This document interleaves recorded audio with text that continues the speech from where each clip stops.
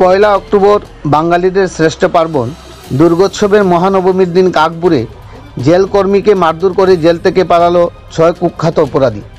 ঘটনাটি ঘটে উত্তর জেলার ধর্মনগর কালিকাপুরস্থিত জেলে। জানা গেছে বুধবার ভোর 6টা 2 মিনিট নাগাদ ধর্মনগর সাব ডিভিশনাল জেলে কর্মরত গার্ড লেদু মিয়াকে অতর্কিতে আক্রমণ করে কাপড় দিয়ে ওর মুখ বেঁধে প্রধান গেটের চাবি হাতিয়ে নিয়ে জেল থেকে পালিয়ে যায় 6 কুখ্যাত অপরাধী। জেল পলাতক কুখ্যাত অপরাধীরা হলো নিজামুদ্দিন, মোহাম্মদ রহিম আলী, রোশন আলী, সুনীল দেববর্মা, নারায়ণচন্দ্র দত্ত, আব্দুল পাট্টা। এদের বিরুদ্ধে রাজ্য তথা বহিরাজ্যে চুরি, ডাকাতি, খুন, ধর্ষণের মতো মামলার অভিযোগ রয়েছে। জেল পলাতক 6 আসামির মধ্যে সুনীল দেববর্মা দোষী সাব্যস্ত এবং অপর 5 জন বিচারাধীন আসামি। জেল পলাতক আসামিদের অতর্কিত আক্রমণে গুরুতর আহত কর্মরত গার্ড লেদু মিয়াকে তড়িঘড়ি নিয়ে আসা হয় ধর্মনগর জেলা হাসপাতালে।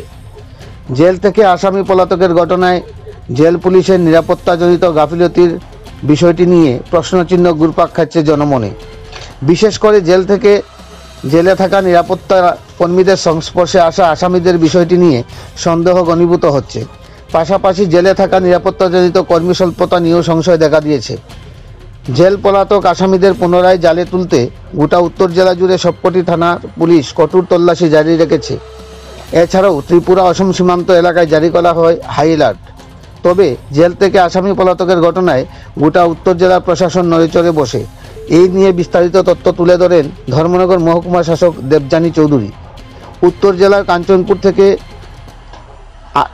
আসামি পলাতকের পর ধর্মনগর জেল থেকে একসাথে 6 জন আসামি পলাতকের ঘটনায় গোটা উত্তর জেলা জুড়ে রীতিমতো চাঞ্চল্য বিরাজ করছে। উত্তর জেলাবাসীর পক্ষ থেকে জোরালো দাবি তোলা হচ্ছে অবিলম্বে জেল পলাতক কুখ্যাত আসামিদের পুনরায় গ্রেপ্তার করে ধর্মনগর সহ গোটা উত্তর জেলার শান্তি সম্প্রীতির বাতাবরণ স্থিতিশীল রাখতে। ধর্মনগর থেকে নিজস্ব প্রতিনিধি রিপোর্ট, শ্যামলী ত্রিপুরা। আসামের নাম কি তা জানেননি? হ্যাঁ, কি কি দুজনের নাম?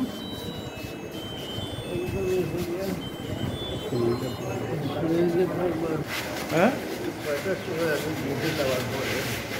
আপনি 6টার সময় ডিউটি গেছিলেন, আর তারা কি ওইখানে আর পুলিশ আর আসলো না কেউ? আপনি গেটে একলা আসলেন, আর আপনারা চিৎকার শুনলে তারা আইসে না বাকিরা?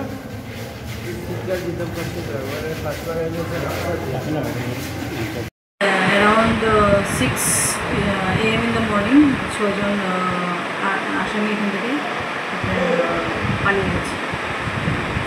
এদের নাম একজন হচ্ছে নাজিম উদ্দিন, আন্ডার ট্রায়াল, ও কনভিক্ট ছিল না, আন্ডার ট্রায়াল। আব্দুল পাট্টাও under trial. Roshan Ali under trial. আর নারায়ণচন্দ্র দত্ত আন্ডার ট্রায়াল। আর সুনীল দেববর্মা হচ্ছে ওনার লাইফ ইমপ্রিজনমেন্ট ছিল। ওরা কীভাবে পালিয়ে গেছে? অ্যাকচুয়ালি আমাদের যে স্টাফ ছিল ওরা সকালবেলা ওদেরকে জেনারেলি এখানে সিস্টেমটা হলো যে ওদের 6টার সময় ওদেরকে ওদের যে ন্যাচারাল কোর্স আছে ব্রেকফাস্ট প্লাস স্নান টানের জন্য ওদেরকে ছাড়া হয়। ওরা সকালবেলা ছাড়া হয় মানে ওই মেইন গেট ওদের যে রেসিডেন্সিয়াল এরিয়া আছে, যেটা সেল এরিয়া আছে, ওটা থেকে ওরা আসে। এসে ওরা ব্রেকফাস্ট বা ওদের ব্রেকফাস্ট বা যেখানে স্টাফ কম ওরাই ওদের ব্রেকফাস্ট কুকিংয়ের কাজ করে। এই কাজের জন্য ওরা এসেছে। এসে হঠাৎ করে আমাদের যে গার্ড ছিল ওনার উপর অ্যাটাক করে ওনার হাত থেকে চাবি তালা নিয়ে তালা খুলে ওরা পালিয়ে যায়।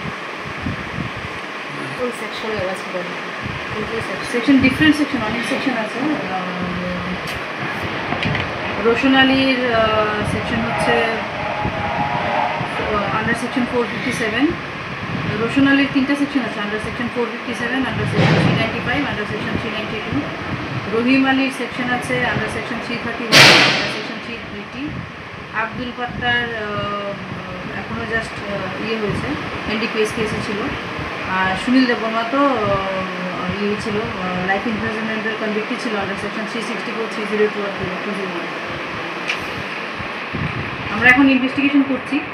আর কনসার্ন সমস্ত থানা, সমস্ত পুলিশ স্টেশনকে ইনফর্ম করে দেওয়া হয়েছে। বর্ডারিং যত সাব ডিভিশন আছে ইনফর্ম করে দেওয়া হয়েছে। বিএসএফকে ইনফর্ম করে দেওয়া হয়েছে। আমাদের ডিটেল সার্চ অপারেশন চলছে। তো আর এখানে ইন্টারনাল আমরা ইনকোয়ারিও করছি, ইনভেস্টিগেশন করছি। তো আমাদের ইনভেস্টিগেশন শেষে আমরা সেল যে একটু ব্রেড অথরিটি আছে ওনার কাছে আমরা সাবমিট করবো।